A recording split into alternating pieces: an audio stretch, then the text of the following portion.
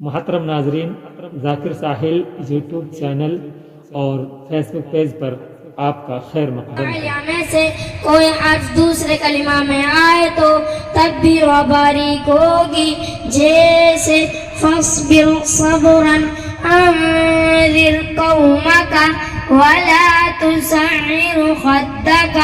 اس قاعدے کی قرآن شریف میں یہی 3 مثالیں ہیں۔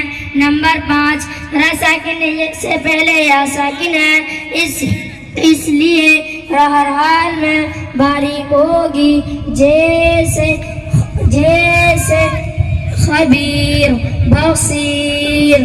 تختی نمبر 22، مد کا بیان۔ مد کے معنی کھینچنا، لمبا کرنا۔ مد کی 2 قسمیں ہیں۔ نمبر 1 مد اصلی، نمبر 2 مد فرعی۔ نمبر 1 مد اصلی وہ مد ہے جس میں حرف مد کے بعد نہ حمزہ ہو نہ سکون، جیسے